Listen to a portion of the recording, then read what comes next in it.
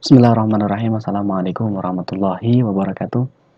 Nah, ini penting, pada pembahasan ini penting banget. Kita akan membahas mengenai hal metafisika, menjadi kisah masyarakat. Jadi, menjadi kisah masyarakat, ya mitos masyarakat yang ingin saya bantah sebenarnya dengan menggunakan dasar logika. Jadi, kita membahas logika. Kita beri judul aja lah dengan logika tali pocong penasaran. Nah, ini kan semua kita tahu lah, kalau kita masuk ke Indonesia tahu lah bahwa di Indonesia ini banyak kisah ketika mayat yang sudah dikuburkan, ketika tali pocongnya di kepala dan di kaki tidak dilepaskan, maka menjadi hantu gentayangan, bahkan sampai difilmkan. Nah, itu kan. Nah, ini mungkin banyak yang tidak tahu. Ini hanya bullshit. Ini kisah yang bohong. Menurut saya, dari pandangan Islam pun juga demikian. Ini mitos yang mana justru menjumuskan orang menjadi kurafat. Ini kan. Ya memang tidak benar dengan seperti itu. Karena dalam Islam sendiri pun ya, hantu itu tidak ada yang dari orang yang meninggal, ya kan. Justru hantu itu ya dari jin, dari kalangan jin. Kenapa kok hantu itu wujudnya seperti orang lain meninggal? Karena ketika orang itu meninggal tidak wajar, bahkan seperti orang yang tidak dilepas tali pocongnya, itu kan menjadi kepercayaan masyarakat, lalu menjadikan imajinasi masyarakat, lalu ada rasa ketakutan pada masyarakat, makanya dimanfaatkan oleh bangsa jin. Bangsa jin berubah wujud seperti apa yang ditakuti manusia. Akhirnya jin itu bangga, oh saya ditakuti manusia. Nah, itu tujuannya jin. Itu tujuannya setan-setan dari kalangan jin menakuti manusia supaya manusia terjumus dalam ketakutan, lalu terus dalam kurafat itu. Ya, itu tujuan setan-setan dari kalangan jin. Seperti itu. Jadi seperti itu. Jadi nggak ada kayak kuntilanak, pocong, genderuwo, semua jenis hantu, kuyang dan lain sebagainya. Bukan, tidak ada yang dari orang yang meninggal lalu menjadi hantu, nggak ada. Itu cuma akal bulus jin, nggak ada. Dan itu nyata. Maksudnya kalau kalau dia meninggal lalu menjadi jin, menjadi hantu, lalu ngapain? Masa nggak, kan ada alam kubur. Kenapa dia bisa keluar dari alam kubur? Apa memang nggak disiksa? Apa memang nggak ditanyai man robuka? Masa nggak ditanyakan seperti itu? Gitu loh. Yang namanya orang yang meninggal, ya sudah, dia meninggal, nggak ada urusannya dia ke dunia. Nggak ada. Kalau orang mungkin ya, kalau wujud asli lalu menjadi tayangan, nggak mungkin. Orang pun manusia tidak bisa melihatnya. Yang bisa dilihat ya jin itu, ya kan. Itu pun juga karena rasa ketakutan imajinasi manusia itu. Nah, gitu kan. Jadi kita kembali lagi ke pocong. Jadi kisahnya itu ya, saya pun dari kecil pun juga mendengar kisah ini ya, di desa saya sendiri kan. Jadi ketika orang itu ketika mudennya atau mungkin orang yang menguburkannya ya kan, itu lupa melepaskan tali pocongnya, maka pocong itu akan mendodok, mengetuk-ngetuk setiap rumah yang di sekitar rumahnya gitu kan, akan mengetuk-ngetuk rumah-rumah untuk melepaskan tali pocongnya gitu kan. Nah, itu sebenarnya kisah-kisah ya, memang mungkin kisahnya benar, maksudnya benar, tapi kisahnya mungkin benar, tapi itu kita pahami bahwa dalam pandangan Islam itu salah. Cuma kalau kisahnya itu benarnya kan, karena itu ditakuti manusia kan, menjadi cerita rakyat, akhirnya itu dimanfaatkan dari jin. Jadi yang menotong-notong, mengetok-ngetok pintu masyarakat meminta tali pocongnya itu dilepaskan, itu bukan orang yang meninggal, bukan orang yang meninggal yang tali pocongnya tidak dilepas, bukan, itu jin yang memang sengaja menjelma atau dia berubah wujud, karena jin bisa berubah wujud menjadi orang yang meninggal itu untuk menakut-nakuti manusia supaya Anda terjerumus dalam hal kurafat, gitu loh maksudnya. Gitu.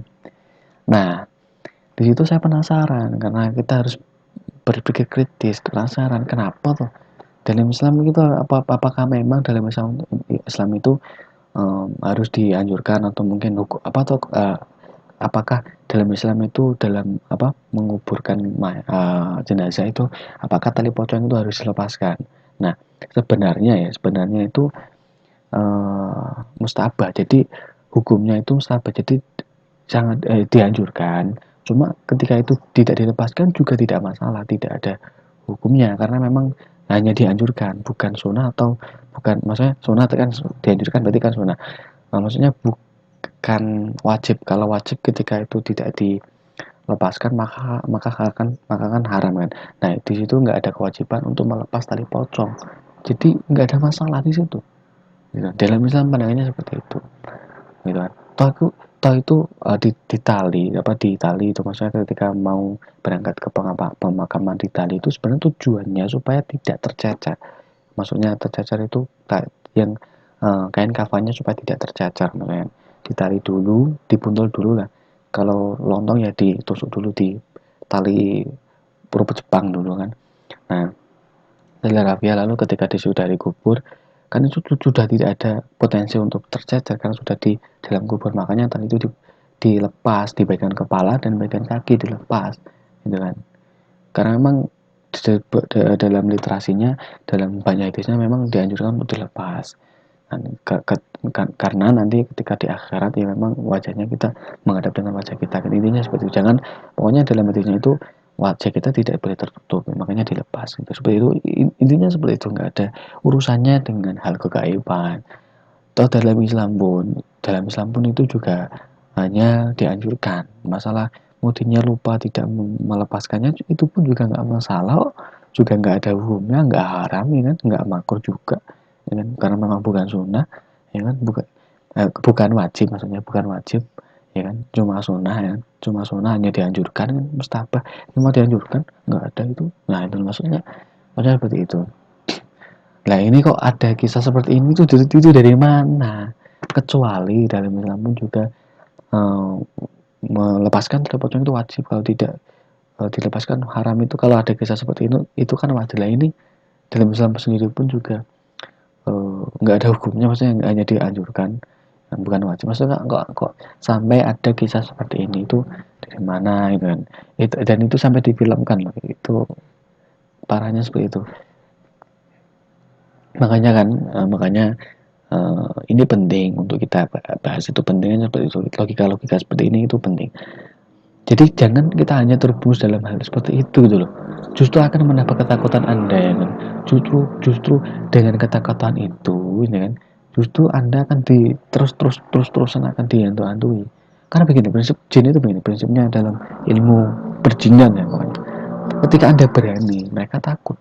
Ketika kalian takut, mereka semakin maju. Itu pun juga terjadi pada psikis manusia. Ya kan? Ketika Anda ditantang orang, kalian takut, mereka semakin berani kepada Anda. Tapi ketika Anda ditantang orang, kalian lebih berani dari mereka. Mereka akan takut. Itu psikis itu. Dan itu juga terjadi pada dunia jin. Maksudnya gitu. Jadi ketika ada orang yang gertak Anda ya, maksudnya Anda digertak, woi itu gertak, woi. Anda digertak, woi. Digertak, woi. Apa lihat-lihat itu gertak gitu kan. Lalu ketika Anda takut, mereka semakin berani. Nah, ketika Anda digertak, woi, woi, woi.